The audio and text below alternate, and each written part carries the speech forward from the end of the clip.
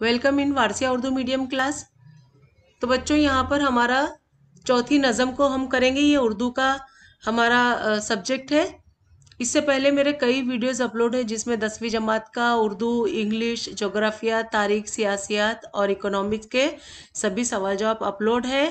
और 9वीं जमात का उर्दू, जोग्राफिया, तारीख और इकोनॉमिक्स और सियासियात के सभी सवाल जवाब अपलोड है। आप इससे ज़रूर इस्तेफादा करिए।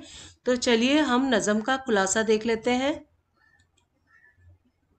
तो ये देखिए नज़म है मेरा सफ़र, जिसे अली सरदार जाफरी ने लिखी है। तो पहली बात में हम देखेंगे, जिंदगी किसी न किसी शक्ल में जमीन पर बाकी रहती है।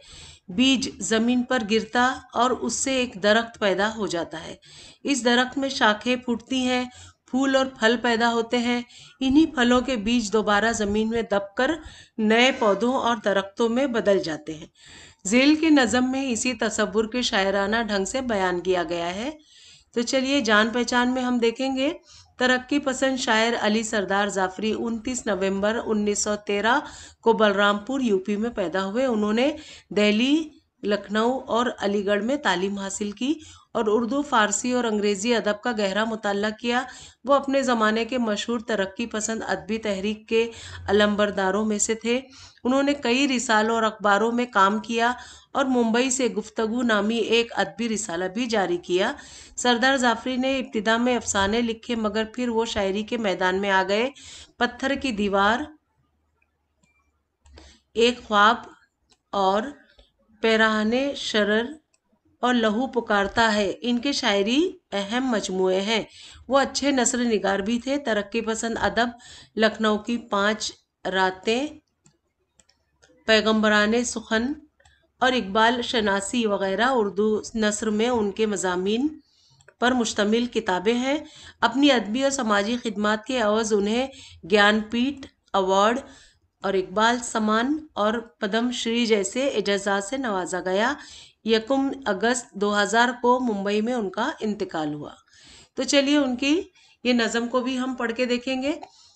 फिर एक दिन ऐसा आएगा, फिर एक दिन ऐसा आएगा, एक काले समंदर की तह में कलियों की तरह से खिलती हुई, फूलों की तरह से हंसती हुई सारी शक्लें खो जाएंगी।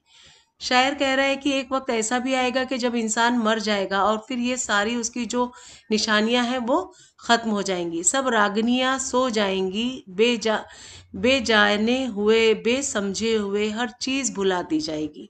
यादों की हंसी बुत खाने से हर चीज़ उठा दी जाएगी।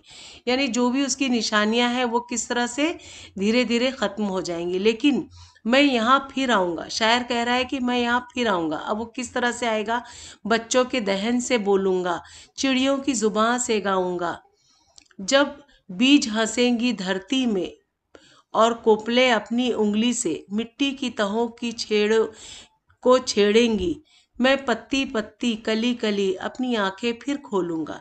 तो इस तरह से जो नए चीज़ें उगती रहेंगी, हमारे मरने के बाद भी हमारी ज़िंदगी दूसरी ज़िंदगी आ जाती। जैसे कि एक इंसान मरता है और दूसरा पैदा होता है, इसी तरह से हर चीज़ यहाँ पर दुनिया में ख़त्म होने वाली नहीं है।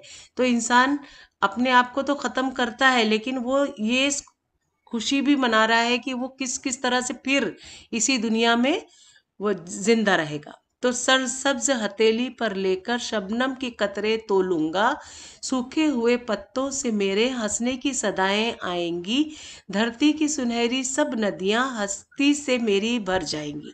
तो ये देखिए, ये जो सारी दुनियावी चीज़ें जो चलती रहेंगी हमारे जाने के बाद भी, तो उसमें भी वो शायर अपने आप को जिंदा रख रहा है। तो मैं एक गुरेजा लम्हा हूँ अय्याम के अफसों खानों में, मैं एक तड़पता कतरा हूँ मसरूफ़ सफ़र जो रहता हूँ। माजी की सुराही के दिल से मुस्तकबिल के पैमाने में मैं सोता हूँ और जागता हूँ और जाग के फिर सो जाता हूँ। सदियों का पुराना खेल हूँ मैं मर के अमर हो जाता हूँ। शायर ने यहाँ पर अपने अशार में उन्होंने अपने आप को जिंदा किस किस चीज़ों में रखा है, ये उनकी बहुत खूबी है लिखने की। एक बहुत अच्छा यहाँ पे एक बयान है कि खुलासा में हम ये देखेंगे कि एक इश्तारी नज़म है ये। शायर ने इस नज़म में मुख्तलिफ अशतारों के ज़रिए ज़िंदगी की सफ़र को बयान किया है। शायर कहता है कि एक दिन हर चीज़ मौत के अंधेरे में गुम हो जाएगी। मौत के बाद हर चीज़ को भुला दिया जाएगा, मगर ज़मीन पर ज़िंदगी ख़त्म नहीं होगी। ज़मीन पर बीज नमू पाते रहेंगे, कलियाँ खिलती रहेंगी, हरे भरे पत्तों पर शबनम गिरती रहेगी, फूल मुस्कुराते रहेंगे, बच्चे गीत गाते रहेंगे, परिंदे चहचहाते रहेंगे, दरिया बहते रहेंगे, क्योंकि जिंदगी का कतरा माजी की सुराही की तह से मुस्तकबिल के पैमाने की तरफ सफर करता ही रहेगा, जैसे कि एक बीज जमीन से उगकर नए नए पौधे, फूल, फल उगाता रहता है। तो यहाँ पे शायर ने एक बहुत खूबसूरत बात कही कि नाउमीदी ना किया जाए किसी भी चीज़ से। तो चलिए अब मानी व इशारात देखते हैं। काला समंदर यानी मुराद मौत, दहन यानी मुंह, गुरेजा गुरेजा यानी वापस जाता हुआ, अय्याम के अफसो खाने में यानी मुराद दुनिया में जहाँ दिन रात आते हैं वहाँ, अय्याम यानी यौम की जमा यानी दिन, अफसो खाना यानी जादू का घर, अमर यानी कभी न मरने वाला। तो चलिए इसकी मश्क भी हम कर लेते हैं। तो ये सबक हमारा है मेरा सफ़र, जिसका सवाल जवाब हम यहाँ से शुरू करेंगे। तो ये देखिए पहला सवाल है, मैं पेन ले लेती हूँ।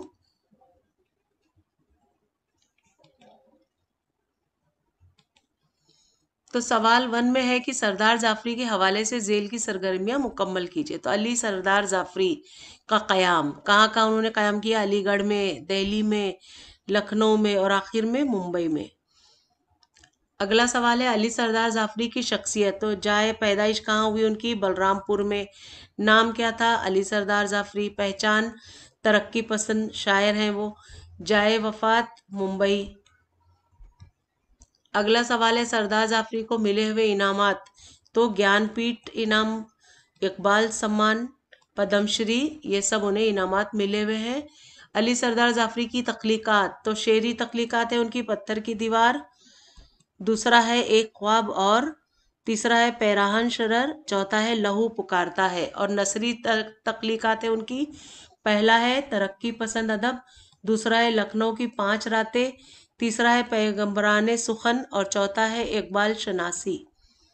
अगला सवाल है सबक के हवाले से सरगर्मियां मुकम्मल कीजिए। तो पहला है काले समंदर से शायर की मुराद क्या है? तो यहाँ जवाब है मौत। दूसरा है काले समंदर में ख़त्म हो जाने वाली चीज़ें। तो जवाब है सारी शक्लें और सारी रागनियाँ। तीसरा है यहाँ पे सवाल नज़म से मुतजाद अल्फाज की जोड़ियाँ, 2 जोड़ियाँ बतानी है आपको। तो यहाँ अपोजिट बताना है, सोता का जागता और मर का अमर। चौथा सवाल है नज़म से हम मानी अल्फाज की 2 जोड़ियाँ बताइए।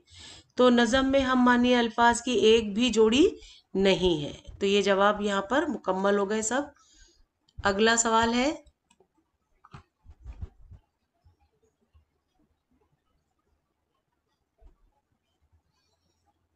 नज़म मेरा सफ़र में मज़कूरा ज़माने हाल के बारे में लिखिए।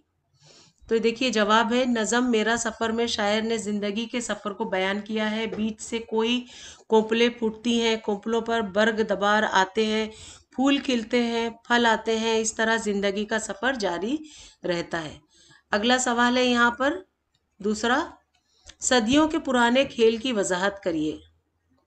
अब जवाब है इसका कि जिंदगी किसी न किसी शक्ल में जमीन पर बाकी रहती है। बीज जमीन पर गिरता है, इसी से एक दरख्त पैदा होता है, इस दरख्त में शाखें फूटती हैं, फूल और फल पैदा होते हैं, फिर एक दिन पत्ते झड़ जाते हैं, फूल और फल टूट तोड़ लिए जाते हैं, फल से बीज निकलता है और इस बीज से एक नया दरख्त पैदा होता है। इसी तरह पुराने दरख्त खत्म होते जाते हैं लेकिन नए दरख्त पैदा होते रहते हैं। इसी तरह इस जमीन पर जिंदगी बाकी रहती है, यही सदियों का पुराना खेल है। अगला सवाल तीसरा, इस नज़म के सितारे तलाश करके लिखिए। सितारे हमें तलाश करना है। नज़म के सितारे हैं, पहला काला समंदर, दूसरा यादों का हसीन बुत खाना, तीसरा अय्याम का अफसों खाना, चौथा माजी की सुराही, पांचवा मुस्तकबिल का पैमाना। अगला सवाल चौथा है यहाँ पर और आखिरी, दर्ज झेल लफ्ज़ों के मुतज़ाद अल्फाज नज़म में तलाश करके लिखिए, यानी माजी, सफ़ेद, नया, आकाश, मस्जिद, खार। इन सभी का हमें क्या करना है, मुतज़ाद अल्फाज ढूंढने हैं इसके, यानी इसकी अपोजिट बताना है। तो हमें माजी का मिला मुस्तकबिल, सफ़ेद का काला, नया का पुराना, आकाश का धरती, मस्जिद का बुतखाना और खार का फूल। अब यहाँ पे सवाल है कि दर्जे झेल अशार की तशरीह कीजिए। मैं सोता हूँ और जागता हूँ और जाग के फिर सो जाता हूँ, सदियों का पुराना खेल हूँ मैं मर के अमर हो जाता हूँ। इसकी तशरीह है यहाँ पर। यह अशार अली सरदार जाफरी की नज़म मेरा सफ़र से माखूज है। शायर ने इस अशार में ज़िंदगी के सफ़र को बयान किया है। शायर ने यहाँ सोने और जागने की अलामत के तौर पर इस्तेमाल किया है। मैं सोता हूँ से मुराद इंसान के मौत और मैं जागता हूँ का मतलब इंसान की पैदाइश है। एक इंसान मरता है तो उसी वक्त दूसरा इंसान पैदा होता है। इस तरह इंसान के पैदा होने और मरने का सिलसिला तवातर से जारी रहता है। जिंदगी और मौत का ये खेल सदियों पुराना है, इसीलिए मैं मर के भी नहीं मरता, क्योंकि मैं फिर जिंदा हो जाता हूँ, यानी मैं अमर हूँ।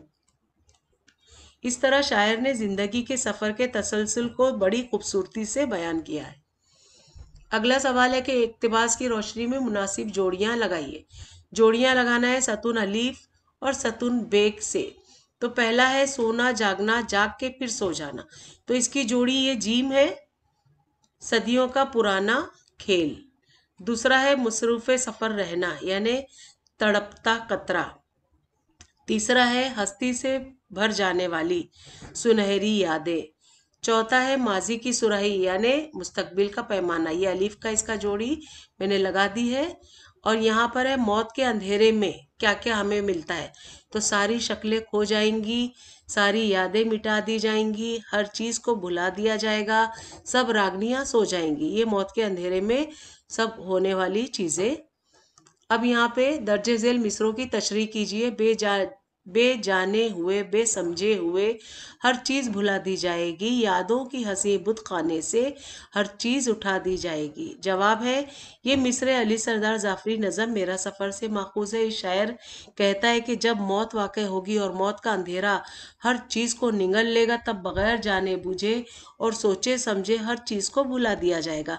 किसी को कुछ भी याद ना रहेगा, क्योंकि यादों के हंसी बुत खाने से मुराद इस दुनिया से हर चीज़ का उठा दिया जाना है। कहने का मतलब ये है कि हर याद मिट जाएगी।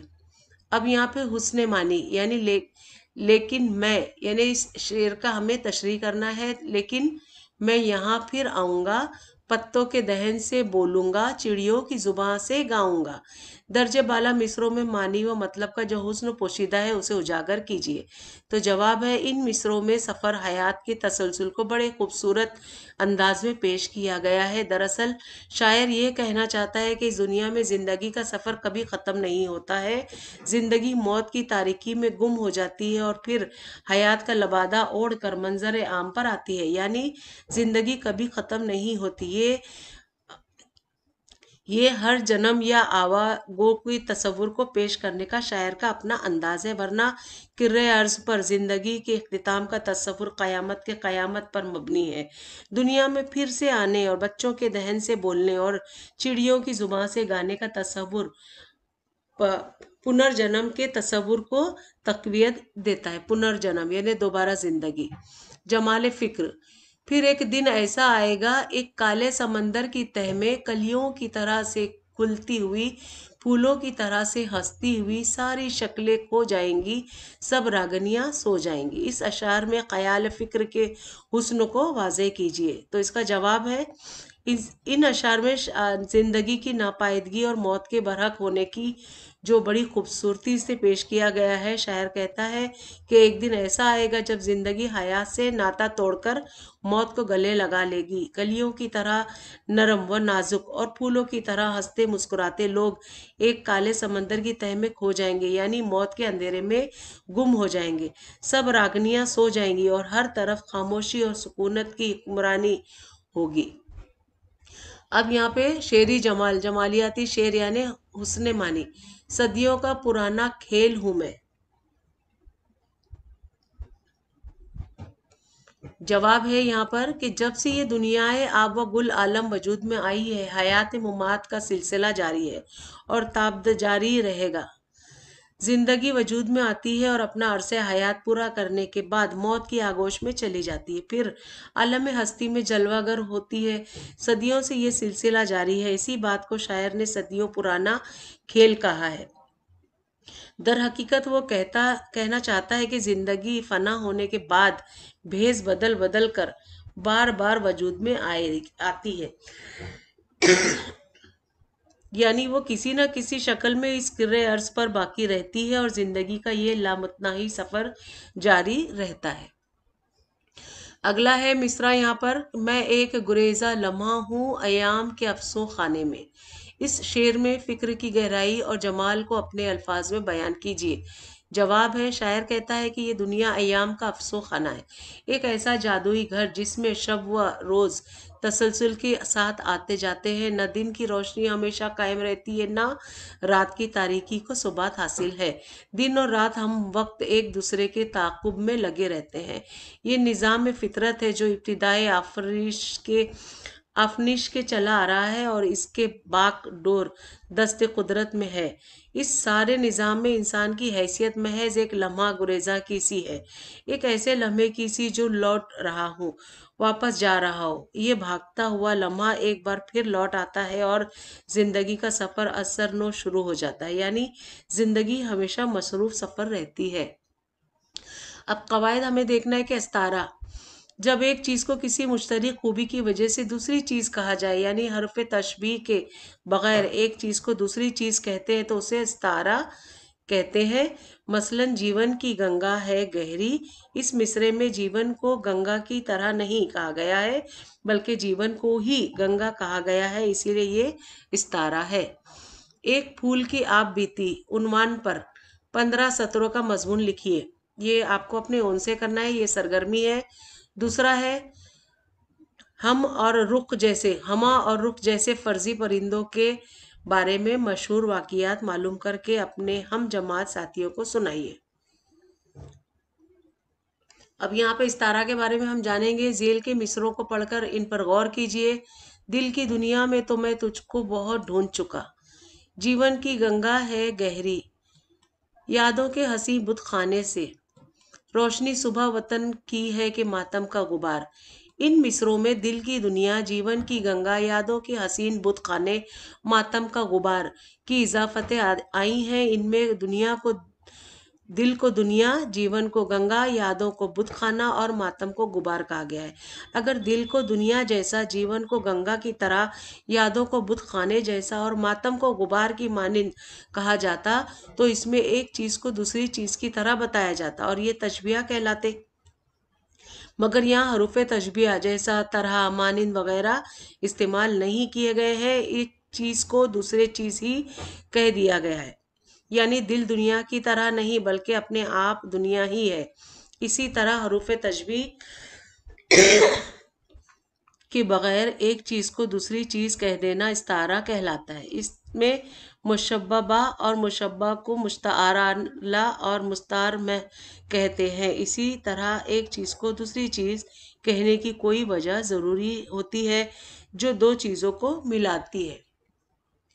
अब यहाँ पे ज़िंदगी, तू इसे पैमाना अमरोज़ और फरदा से ना नाप, जादुआ पहम दवा हर दम जवां है जिंदगी। जिंदगानी की हकीकत को कन के दिल से पूछ, जोए शेर व तिशा व संग गिरा है जिंदगी। बंदगी में घट के रह जाती है एक जुए कम आब, और आज़ादी में बहरे बेकरार है जिंदगी। कुलज़मे हस्ती से तू उभरा है मानिंदे हिबाब, इस जिया खाने में तेरा इम्तियाँ है जिंदगी। अब यहाँ पर सवाल पहला है कि पैमाना अमरोज़ और फरदा की वजाहत कीजिए। दूसरा है, कोहकन और जुए शेर के मुतालिक मशहूर वाकिया मालूम करके 10 सत्रों में लिखिए। तीसरा सवाल है, जवां गिरा जैसे यकसा आवाज वाले अल्फाज लिखिए। चौथा है, दिए हुए शेर में से वो शेर लिखिए जो नज़म मेरा सफ़र के मजमून से मिलता जुलता है। पांचवा सवाल है, इस नज़म के शायर का नाम तलाश करके लिखिए। तो बच्चों ये आपको अपने ओन से करना है। और यहाँ पर हमारी नज़म का खुलासा भी पूरा हो गया और इस सबक के सभी सवाल जवाब भी मुकम्मल हो गए। मैं उम्मीद करती हूँ आपको अच्छे लगे होंगे और समझ में आ गए होंगे। अच्छे लगे हो तो प्लीज़ सब्सक्राइब करिए मेरे चैनल को, लाइक करिए और अपने उर्दू मीडियम के बहुत सारे दोस्तों में शेयर करिए। और कोई भी डाउट्स हो तो प्लीज़ मुझे कमेंट करके पूछ सकते हैं, मैं ज़रूर इंशाल्लाह जवाब दूंगी। तो बच्चों मिलते हैं अगले वीडियो में नए लेसन के साथ, तब तक के लिए बाय बाय, टेक केयर।